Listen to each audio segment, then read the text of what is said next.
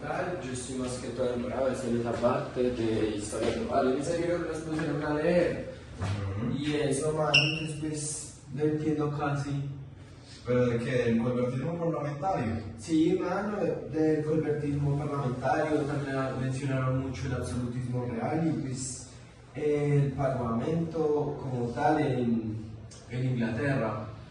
Ah, mano, pero pues eso es fácil, weón. Eso más que todo es que uno de los conceptos, que es lo que no entiende bien.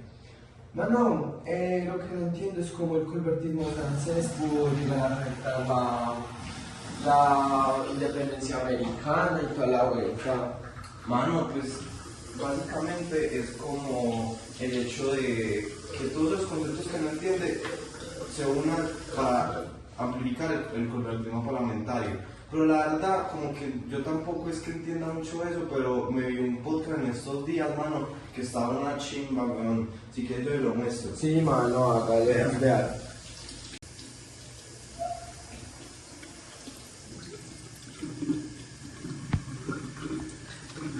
Bienvenidos al podcast Historia en Corto.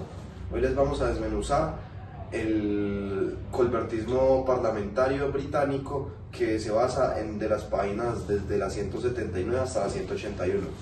Hoy conmigo tenemos a Nieto y a Matías. Comienza, Mati. Listo, ahora sí. En el libro podemos ver cómo contrastan la política inglesa con la del resto de las monarquías absolutas continentales. Por eso, mientras en Francia y en España reinaba el absolutismo real, en Inglaterra generaron conflictos con el Parlamento hasta que este triunfó. Enrique VIII fue tan absoluto como cualquier otro, pero mientras en el continente absolutismo aumentó, en Inglaterra se invirtieron los papeles, estableciéndose una monarquía constitucional bajo un control parlamentario desde 1668. Se podría decir entonces que esa sería la base del imperio inglés. Sí, exacto. La Revolución Gloriosa en 1688 y 1689 fue decisiva también en lo económico. En la década de 1690, se instituyó una deuda nacional separada en las deudas del soberano, donde se creó el Banco de Inglaterra. Aquí surgió el mercado organizado de valores.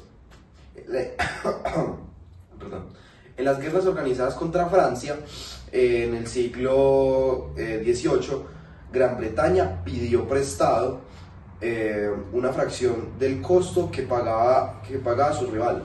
La rivalidad del crédito que el cual era público, impulsó a que estos países invirtieran más en la agricultura y en el comercio y en la industria.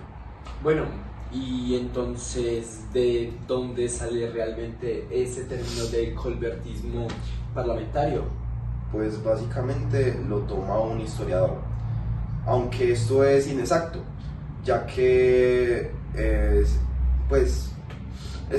inexacto, pero señala un concepto clave: la política económica. Esta política económica inglesa no era prerrogativa real, sino que era el resultado de los intereses representados en el Parlamento, lo que podría ser los aristócratas, la novela terrateniente y los mercaderes profesionales. Eso nos lleva al primer concepto que nos tiene Nieto. Bueno, el primer concepto. El libro ilustra esto con con ejemplos. El estatuto de artesanos, en teoría regulador, se aplica poco porque los jueces de paz tenían intereses propios. El proyecto Cochrane de 1614 quiso prohibir la exportación de paños sin teñir para favorecer el acabado local.